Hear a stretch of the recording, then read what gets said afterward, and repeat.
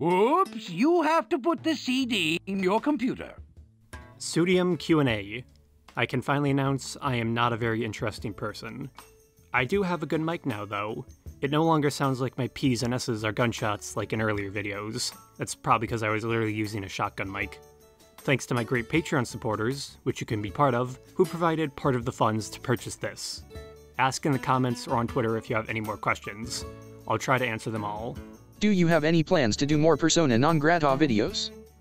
I really enjoyed the ones you've done so far and I would love to see more. I am trying to, but yes, as well.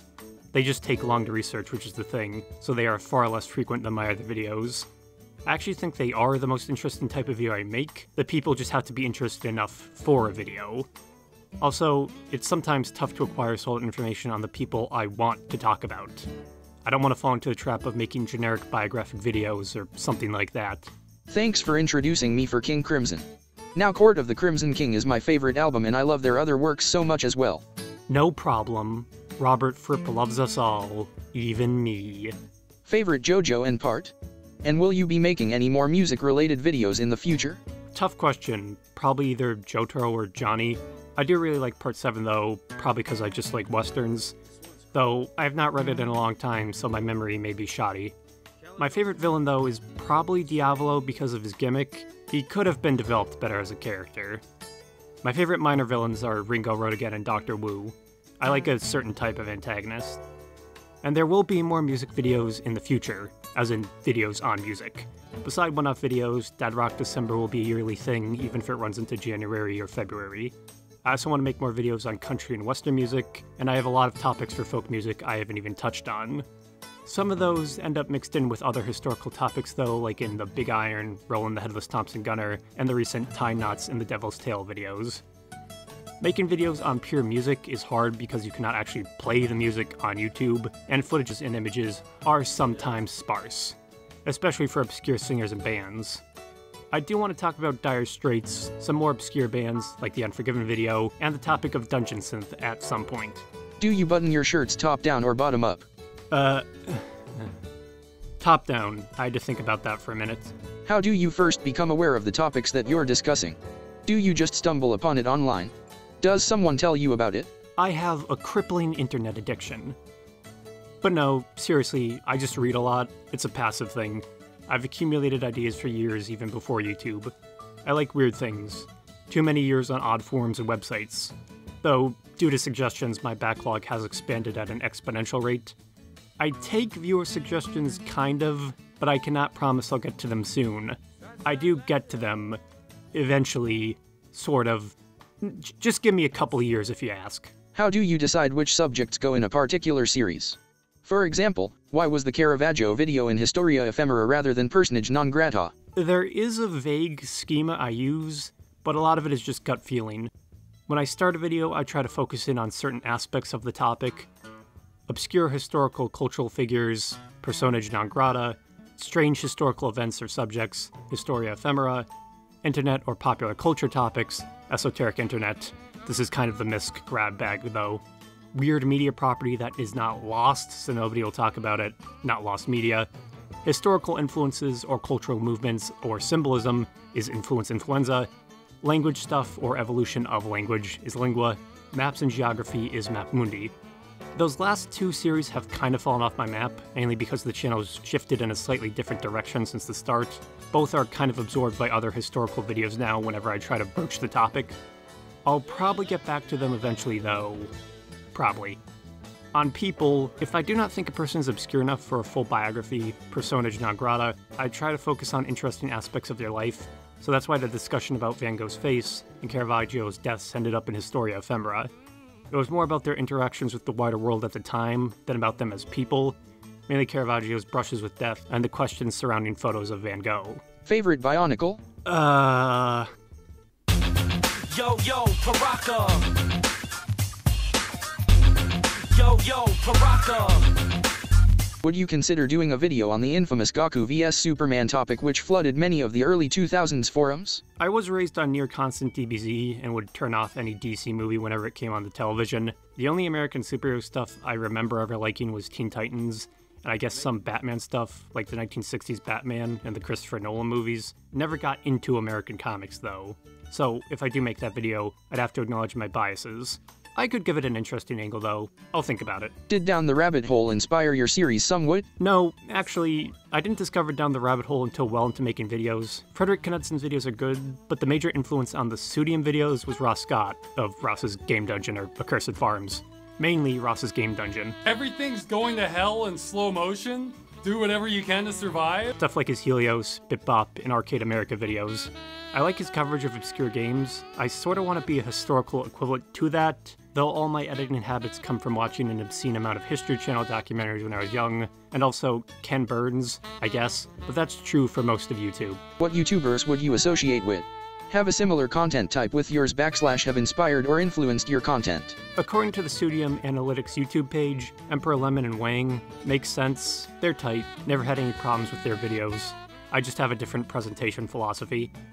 To piggyback off the last question though, Ross Scott, obviously, so things like Freeman's Mind and Civil Protection from him as well. Beside that, I can only really talk about YouTubers I watched back in the day.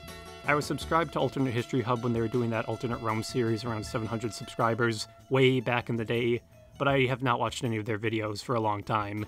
Even before then, it was mostly Let's Players like SSOH PKC, Seamus, and such.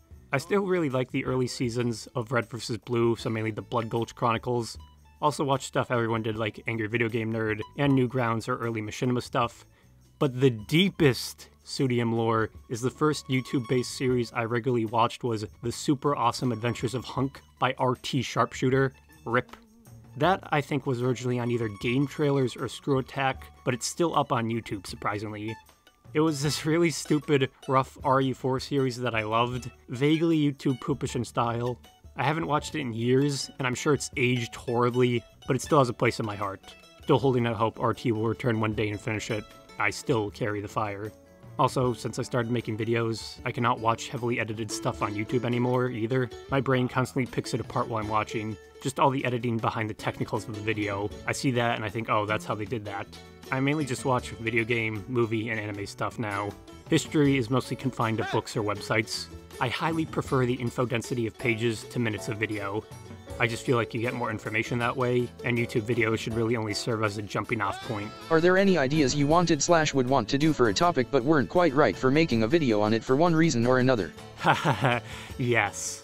There's a few videos that are in extended or suspended production right now due to research issues, lack of funds, or literally not knowing the language which most of the info on the topic is in. There are certain topics I would have to make extended series on, but do not have the time at the moment.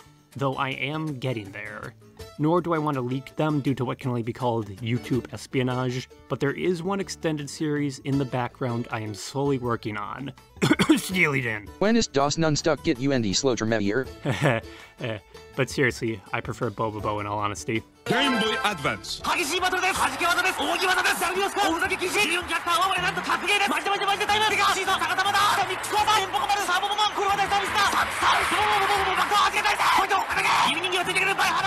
Are mysterious / unidentified / lost songs a topic that you could consider for future videos? Some have been quite viral, so it'd be interesting to see your take on them. Sure, if people have suggestions and they're interesting, I'd take a look. I won't do the most mysterious song on the internet because a bunch of people have already talked about it, and I'm a contrarian obscurity hipster. Besides that, I do not have any on hand at the moment, but I'm not against the idea. I would in fact be incredibly interested in whatever anyone's got. What would the combined power of you and that Kenny Lauderdale 3 be able to uncover? I like Kenny. He's good. My own issue is I can barely watch stuff that goes over 30 to 40 minutes nowadays. I can read a 400-page book for hours just fine, but there's something with watching a movie that makes me restless. I got internet brains bad, conditioned to the medium too much. Beside that, I am learning Japanese. I'd like to cover Japanese bands and such as well. Stuff like Mouse on the Keys, Capsule, and singers like Hako Yamazaki, who's sort of like a Japanese Townes Van Zandt, or Robbie Basho, both of whom I also plan to talk about eventually. A lot of eventuallys in this video. Is there a chance that you might dig further into more progressive rock? You inspired me to finally listening to Gaucho, and you reminded me to listen to more Blue Oyster Cult. I'm just wondering what bands you have your eye on maybe making a few videos on. I probably will at some point. Eventually. There it is again. I'm not actually all that knowledgeable about progressive rock as a genre, or even on a technical level. I just like 70s, 80s bands, and those usually overlap with the genre. I do have a few more bands from that era and topics from bands I already covered that I can dig into. As said, I have a few Dire Straits related topics, but I also like to cover more obscure stuff related to bands like Yes, for example. Also, Billy Joel, for whatever genre you consider him. The only really modern progressive rock band I like is King Gizzard and the Lizard Wizard, if you consider them prog. They're kind of weird sometimes. How do you come up with these topics? I'm 90% sure I have some sort of hyperfixation, or at least a compulsive disorder. You know when you chew a stick of gum until the sugar runs out? It's like that, but with a topic and information about it. I just always remember, never take the internet too seriously.